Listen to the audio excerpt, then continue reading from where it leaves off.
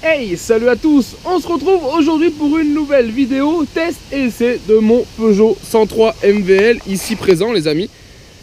Donc voilà, ça va être l'occasion de faire des premiers tours de roue avec. Donc voilà, je suis assez heureux de pouvoir vraiment le tester, on va dire en grandeur nature. Donc allez, on va déjà le démarrer, comme ça on va le laisser chauffer un peu.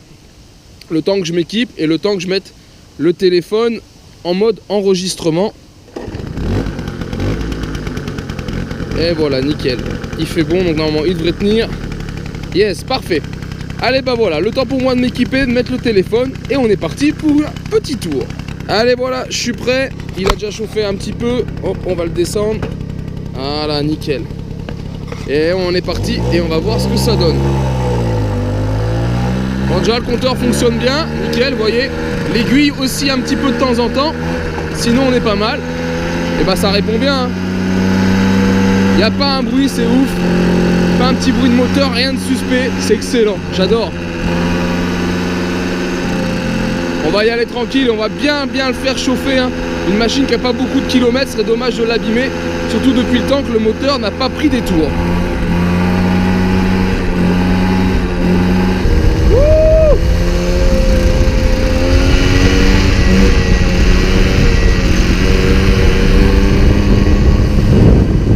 Bon, un truc que je viens de remarquer déjà, c'est que c'est la première fois que j'ai des freins à tambour qui marchent aussi bien. D'habitude, vous savez, on freine, il y a une petite latence au niveau des tambours. Là, clairement, ça répond du tac au tac. Voilà, c'est assez ouf de voir les tambours qui freinent aussi bien. Si toutes mes machines pouvaient freiner aussi bien, ça serait cool. Et allez, on est parti pour un petit peu de montée, les amis, et ça monte très bien, sans souci. C'est excellent. Et chose marrante, les amis, c'est que j'ai une odeur là qui sent sur la machine.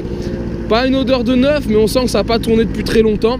Ça m'est jamais arrivé sur des machines de sentir ça comme ça. Donc là, il n'y a pas de vent aujourd'hui. Mais voilà, il y a une odeur. Alors je sais pas si le fait qu'elle n'ait pas beaucoup de kilomètres, il y a encore du dépôt ou quelque chose qui brûle. Je me suis arrêté, j'ai regardé, il n'y a rien d'anormal, hein. C'est peut-être tout simplement la mécanique qui se met en place. Moi en plus je tire dedans, hein. J'ai fait un peu de la montée et tout. Donc peut-être que c'est tout simplement ça. Mais il y a la petite odeur qui va avec, donc ça fait plaisir. Là on a vraiment l'impression de rouler vraiment avec quelque chose de neuf. J'adore quoi. Allez, petite pause parce que j'ai oublié, mais yes, les feux ça marche, c'est tout bon. L'arrière aussi il brille, nickel. Et mon klaxon, j'ai pas essayé, mais voilà, tout fonctionne, donc ça c'est cool. Bon bah super, c'est déjà une bonne chose. Écoutez, maintenant il est chaud, je vais me faire un VMAX mais sans caméra, d'accord. J'ai pas pris le harnais ventral, donc je vais quand même mettre les deux mains sur le guidon. J'ai vraiment pas envie d'abîmer cette machine. Et je vais me faire un petit VMAX et je vous reprends juste après. Allez, regardez un peu le sourire que j'affiche ici. Alors ce qui est marrant, c'est qu'on est sûr d'être sur un véhicule qui est full stock, hein, les amis. Donc voilà, il n'a pas beaucoup de kilomètres, donc un véhicule qui est donné pour 45 km/h. Et déjà, clairement, j'ai posé l'aiguille du compteur après le 70. C'est-à-dire, on est venu carrément en butée. Là où il y a la marque du compteur, où c'est marqué Vaglia, un truc comme ça. Veglia, on est venu en butée. Alors ça me fait sourire parce que c'est quand même des machines qui sont données pour 45 km/h d'origine. Là clairement ça n'a pas été trafiqué et on va être au-dessus. Alors déjà le compteur, il y a une grosse erreur de compteur, ça c'est sûr. Parce qu'on n'a pas été à 70, hein. Si on atteint les 50 je pense qu'on est pas mal. Mais voilà, j'ai encore jamais compris, sur toutes les machines que j'ai eues, je crois que j'ai jamais eu une machine qui roulait à 45 km/h. Peut-être une et qui n'avait pas de variateur. Mais toutes celles qui avaient des varios, j'ai jamais eu une machine qui roulait qu'à 45 km/h. Donc je sais pas d'où cette norme sortait, mais clairement je ne l'ai jamais vue. Et allez hop, on va s'arrêter là. Et on va quand même regarder ce que ça donne. Ralenti nickel, elle le tient bien. Voilà, parfait. Tchac, on va la mettre sur béquille. Et on va regarder les données.